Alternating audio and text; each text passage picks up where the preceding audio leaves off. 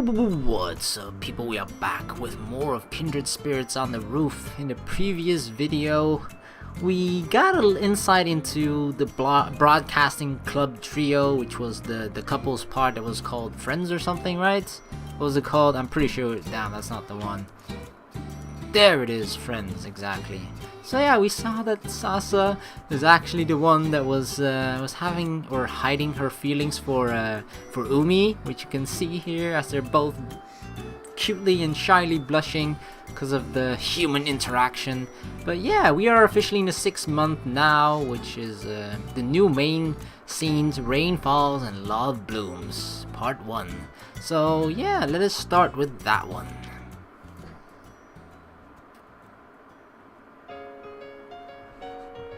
June began, and with it came the rainy season. Rain was expected this evening. The sky was blanketed by clouds, and only dim light leaked through the roof. In this weather, there weren't too many people who came up here for lunch, but I sat on the usual bench as always, with my lunch on my lap. The two kindred spirits sat on either side of me, like usual, Sachi-san and Megumi. It'd been a while since we last met about our plans. The rain had made it difficult the past 2 days. First, there's Sasa-san. Futano-san of the Broadcasting Club. She's in love with Ichiki-san, also of the Broadcasting Club. We've decided to keep an eye on her for the time being, but she's been acting a little strange recently. Right, Megumi? Megumi? Huh? Oh, yes! Right, that's right! Strange? In what way? I've been keeping an eye on her, but, well, the three of them are constant company. But now and then, Sasa and Umi-san will have a little time together on their own. Well, I suppose they would. It's not like the three of them can be together 24/7. When that happens, Sasa-san starts acting pretty suspiciously. I think because she was the last time they actually had like a couple of minutes alone, you know, when Nana was getting the DVD from Ano.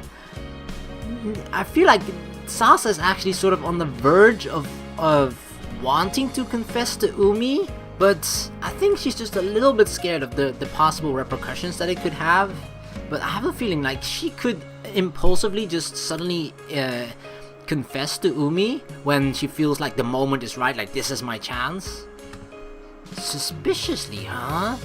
Well, I guess I can see that. Since she's alone with the person she loves. Her face will turn red all of a sudden, and she'll try to play it off to keep Umi-san from noticing. Or she'll, like, flap her mouth like a fish when Umi-san's not looking. What? How is that exactly? How does a fish flap its mouth? Like that? I don't know. I see. That is suspicious. Yeah, I generally call a person acting like a fish pretty much suspicious activity or suspicious behavior. She's totally, you know. What? You know what? Oh, come on. You know, don't you? You aren't that oblivious, are you? It's totally obvious. Just hurry up and spit it out already. Sasa-san is surely trying to find an opportunity to confess to Umi-chan.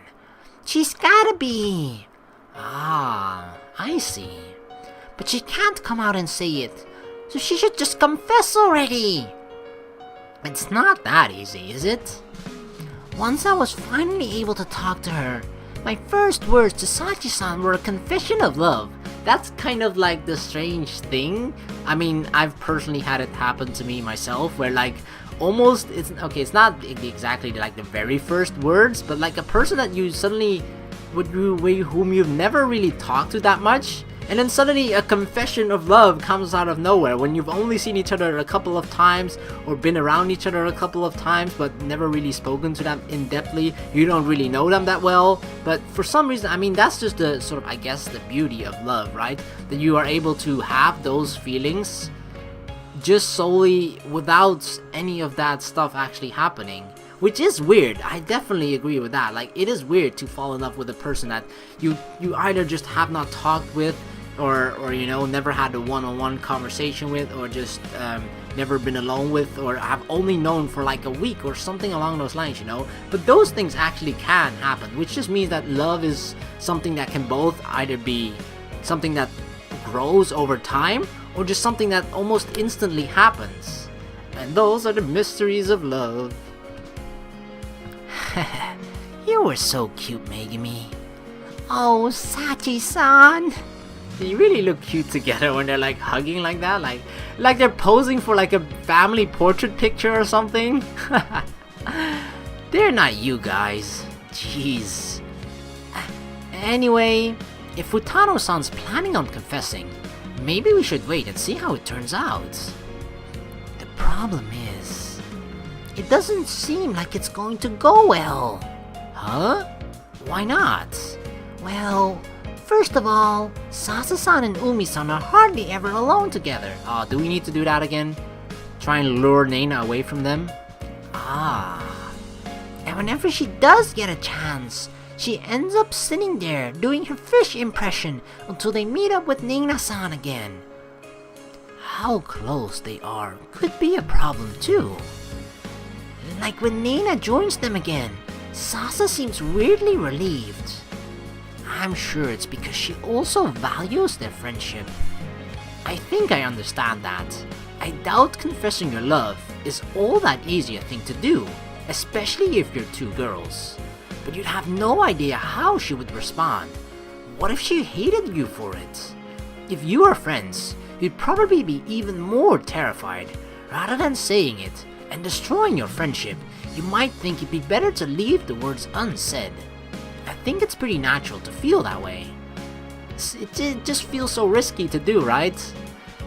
Because a part of you almost feels like greedy, like I'm actually quite happy and content with what's going on now, but a part of me wants more. I want more of you, Umi, and then it almost feels greedy because you're both taking her away from Neina almost, and also shoving Neina out of the picture a little bit, so it's like this really weird dynamic. Why couldn't it just be, you know, 2 people only being friends, or 4 people? At least then the other person, Neina, we could like, yeah, you can hang out more with the other girl. But nope, it's gotta be 3. But sometimes it's better to come out and speak, instead of holding the words inside. You think so? I'm not sure I really get it. Well, those 2 must think so, and I've promised to help them. In that case, should we find more ways to get Ichiki-san and Futano-san alone together? I suppose so. Sasa-chan's trying to work up the courage to confess, and we can give her more opportunities. Got it. Of course, it's not going to be very easy to separate those 3. It was pretty difficult the last time we tried this too. Next is Maki-chan and Miki-chan. Sachi-san's report was as follows. Maki-san, the 1st year, and Aihara-senpai, the 3rd year. It seems Maki-san joined the beautification committee to spend more time with Aihara-senpai. Lately, they've been all over after school doing the various tasks they've been entrusted with. They've called that place their hideout. The place we showed Maki-san on the days exams ended, the secret place in the back of the reference room in the inner building, where no one else goes. They chat together there sometimes. Oh yeah? It looks like they like it. Right, that's good, right? That's what we want. Well, that's good. I'm glad I went to the trouble of cleaning it then. I guess I'm a bit happy for them. I hope they're able to talk about all sorts of things there, and I hope they can grow closer because of it. Right. I'm not really sure what to say. I don't have a problem with them both being girls or anything, but I'm not sure about the whole Yuritopia thing. It's not really normal, is it? Well, I can't really talk about what's normal or not while I'm speaking to these 2 ghosts. I have one more thing I'd like to report today. There's more? What else is there? Say Yuna-san, do you know Suguri Mine? Kiri-chan? Who the hell is that? Surugi Mine. I'm bad with Japanese name. Surugi Mine. I think that's it. Surugi Mine. Like first, sometimes you have to just dissect it, make little pieces out of the name, and then say them piece by piece, and then try to combine it into one full name, Surugimine. See, and then it just kind of rolls off the tongue after a little while. Surugimine, Surugimine. Alright, Surugimine Kiri-chan. She's a second-year girl. Surugimine Kiri. Never heard of her. I've never been in her class, at least. No, I don't think I know her. I see. It seems she's fallen in love recently. Oh my god, are we taking on a 30 couple? Isn't 2 couples already like a handful? Uh-huh. Again? There are lots of them if you look, huh? Do you know with who? Or who with? No, not at all. I don't know Surugimine-san, after all. You're right. I'm sorry. Kiri-chan's in love with the Japanese teacher, Tsukuyo-Sensei. You know her, right? Oh my god, that is just like risky territory. Why? Like, the thing about teachers, yeah, I can sort of understand if you are, I guess, sort of in high school or in lower school, like elementary school or something, to have like sort of a crush on your teacher, like just a little crush. But actually in love, that's when things start to get into risky territory and risky business and everything. But you know, I don't know, we don't know anything about them just yet, so yeah. With a teacher? Tsukuyo-Sensei, meaning Sonu Tsukuyo-Sensei, the classic lit teacher. Really? An adult? Though Sonu Sensei doesn't really look like an adult, but the 2 of them are the advisor and the sole member of the math club. The math club?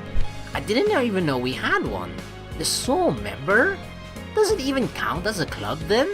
Yep, we learned that in what was it? In Karawa Shoujo. It was only the teacher and Hisao as well, and they formed what club was it? Someone will remember me of that. It wasn't the science club, right? It was something, a particular field of science, but I can't quite remember what it was. Oh well. And Tsukuyo-sensei's a lit teacher, right? Why the math club? Ah, that's the tricky thing. Math literature. Does that even exist? I only noticed her feelings recently, but she's been acting fairly strange. Right, Megumi? Megumi seems, whenever Sachi-san is like talking to Megumi or trying to include her into the conversation after a while of Megumi not having talked, she seemed like she's just in a totally different world, or like she's busy with her thoughts or whatever. Megumi? Huh? Oh, what is it, Sachi-san? Megumi has been kind of out of it for a while now, hasn't she? We're talking about Kiri-chan. You're the one who said she was acting strangely. Right, Megumi? Oh, yes, that's right. I was keeping an eye on her after Sachi-san told me, but it's kind of unusual. I don't think Sachi-san could be wrong, but it seems like Kiri-san's avoiding Sonu-chan. Sonu-chan? She's a teacher, you know. Well, I suppose a lot of people actually call her that. She is kind of adorable after all.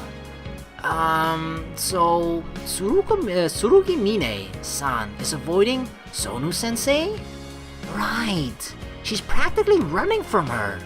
That's weird when Kiri-san loves Sonu-chan, right? Wouldn't you normally want to be around the person you love as much as possible? But she's doing the opposite.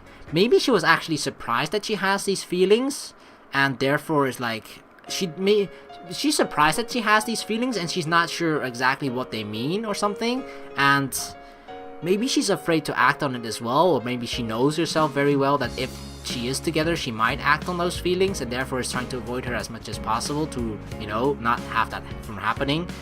Or, I don't know, I just have a feeling that she was just actually quite shocked about it. Whoa, what? Oh no, I noticed our teacher's something that's very provocative for a girl when it's about another girl. I guess the easiest thing to say would be boobs, right? Of course it's the boobs. Maybe, but I don't really get it. Love's not my forte after all. I wonder if there's some reason for it. In any case, those are our reports for now. Got it. I organized the information they've given me in my head. So, we really don't need to do anything about Maki-san and Aihara-senpai? We should try to create situations where Futano-san and Ichiki-san are alone together. And for Tsurugimine-san, what do you think? I think Megumi should keep an eye on Kiri-chan. Why can't we just always call her Kiri-chan? That name is so much more easier. An eye on Kiri-chan for now. Would you do that, Megumi? Oh, of course, Sachi-chan. I'll see if I can find anything out on my end, too. Please do. That was the end of our meeting for today. I needed to get back to the classroom, and the clouds have started to look suspiciously heavy.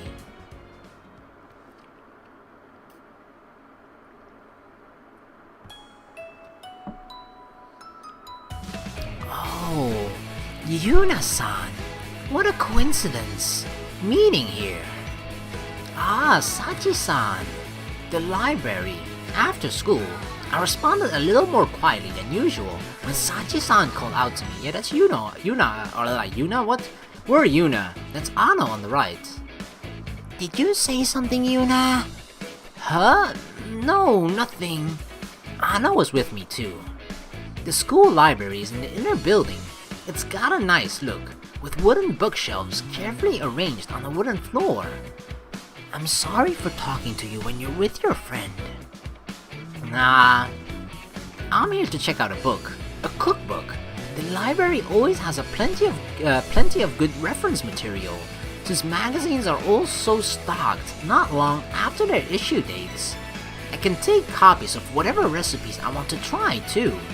It's a good place to go when I need inspiration, and Ano tagged along with me today because she had nothing else to do. I've got to look something up, Ano. I'm just killing time, so don't worry about me.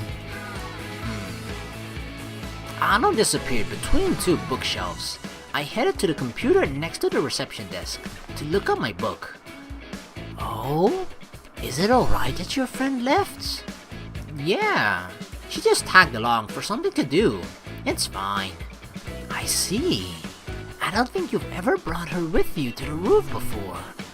I invited her once in our first year, but she said she preferred eating in the classroom. Is that so? That's too bad. I'd hoped you'd finally be able to introduce us if she's your friend. Her name's Ano Fuji. We're in the same class. She doesn't really think I could take Ano up there and go, hey, so there are ghosts. No. Kindred Spirits here. Does she? So she's Ano-chan. Megumi told me about her. She said you have friends too, Yuna-san. She was surprised. Wow, thanks Megumi.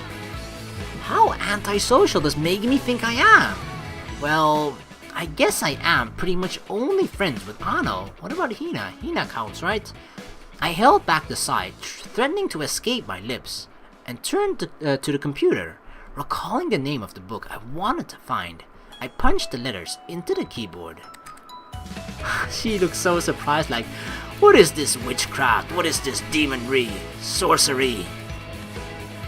I can feel Sachi-san's eyes on me. Wait a second. Did I get the title wrong? It's not popping up. Would it be faster to look it up on the web? This computer can connect to the internet too, though it's restricted to reference and news sites. Oh, damn school computers, right? I can feel like my back must be really fascinating. I typed in the keywords I could think of, trying not to pay too much attention to Sachi-san. Oh, Sachi-san said when my search results came up. Ah, jeez, I can't take this anymore. You must find this strange. Yes, I never get used to it no matter how many times I see it. Micros sure are extraordinary, aren't they? Micros? this is a PC. PC? Is that what they're called these days? These days? Were they called micros at some point? Maybe because of Microsoft, I'm not sure. I'm not really sure how old or new Sachi-san's information is. Say, how is it possible to read newspapers and things on these? I've seen girls reading them on the screen. Huh? That's it because they're connected to the internet. The internet? Oh my god, how do you even explain internet to a person? Other than obviously it's the best place on earth while simultaneously having the possibility of being the worst place on earth at the exact same time. So yeah, how do you explain that to a person? How should I explain this? I grew up with this stuff, so it's practically second nature. I'm not really sure how to describe it to someone who's never heard of a computer network. This PC is, connected to the newspaper servers.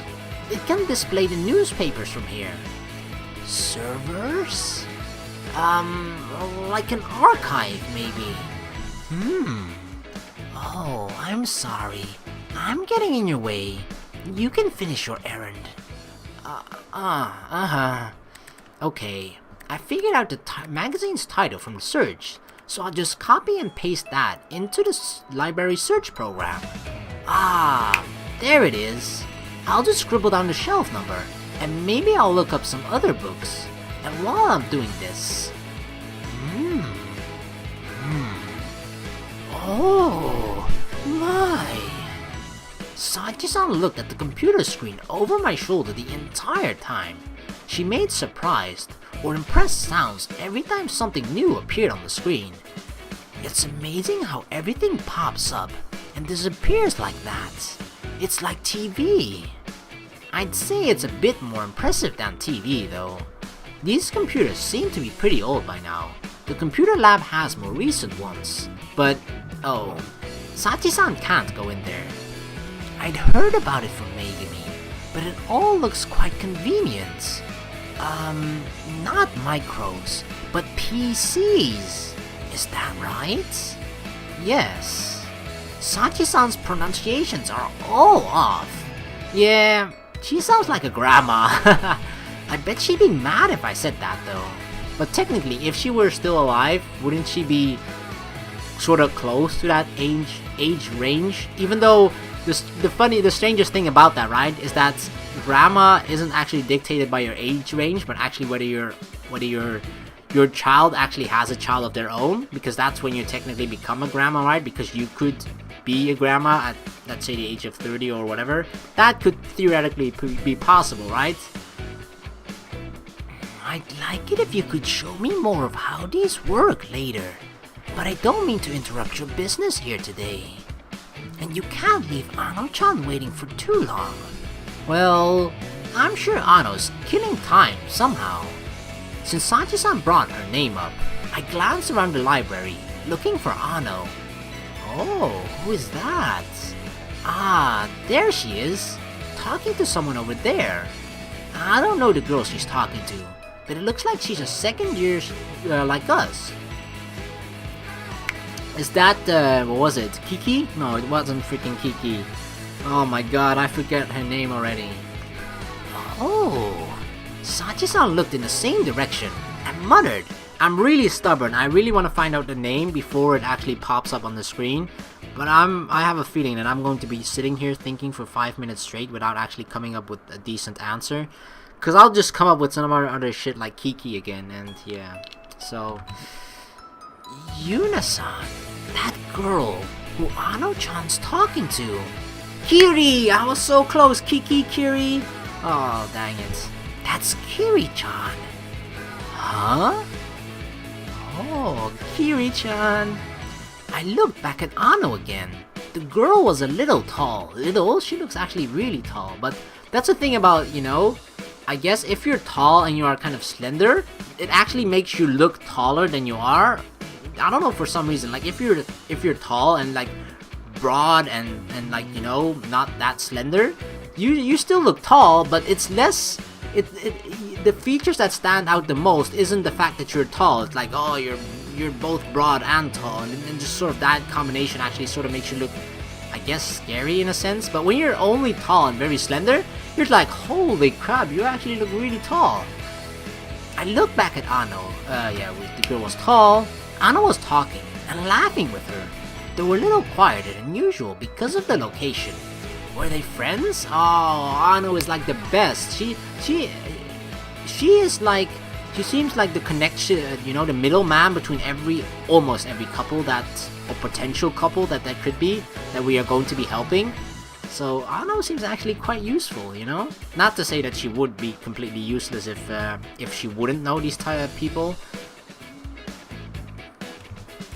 So that girl is Tsurugimine-san. So she likes Sonu-senpai, the lit teacher. I looked over at them, making a mental note to try and remember her face. Oh, it looks like Kiri-chan's leaving. Yeah, I wonder if Kiri-chan is Ano's friend. Maybe. Ano's got a lot of friends. I'll go ask. Alright, I think I'll follow Kiri-chan. I'll report to you on the roof later if I discover anything. Okay. Sachi-san waved to me and left the library, slipping right through the door. I made my way over to Ano. Ano. Oh, Yuna. Why is she looking at me like that? Done? Yeah, I found the book I wanted to check out. That's good. Who were you just talking to? A friend? Oh yeah, I just saw Kiri. She's Tsurugimine Kiri in Class C. Do you know her, Yuna? No. You've really got a big social circle, huh, Ano? Oh, not really. Kiri's a war buddy of mine. War buddy? A war buddy? What? Yep. We've even saved the world together, or the same world, but now we're on different battlefields. Kiri's like on a stealth mission or something right now. IRL too.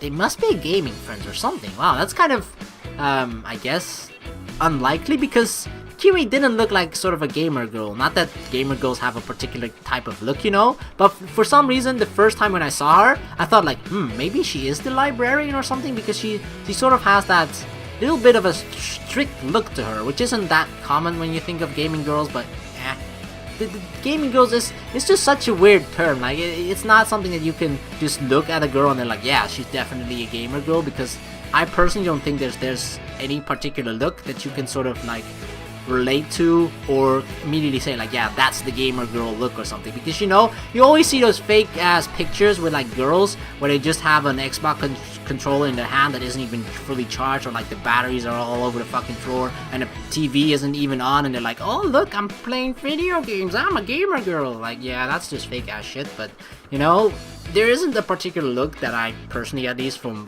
what I see and whatnot, that you would think of like, yeah, that's a gamer girl. So it's not surprising at all. Like any girl whatsoever, regardless of what you look like, could be a gamer girl, and the same sort of applies for guys as well. That's the beauty of gaming and games in general, right? Regardless of how you look, there used to be like this old sort of stigma when it comes to gamers. Like, gamers are just fat guys sitting in their basement, in their mom's basement, and eating Dorito nachos and all that sort of stuff. Like that's what people used to think, but that even back then wasn't really the case that much.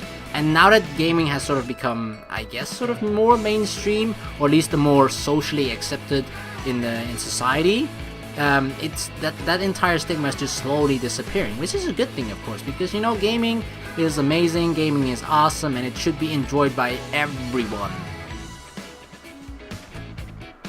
Sorry for the wait. Give me a second to check out this magazine. Yep. I headed over for the shelf, where the magazine I wanted was waiting. Running into Tsurugimine-san like that may have been a stroke of luck. Oh no, it's fate. I know that what she looks like now. Ano said she's on a stealth mission? I wonder if that has something to do with Sonu-senpai, or Sensei rather.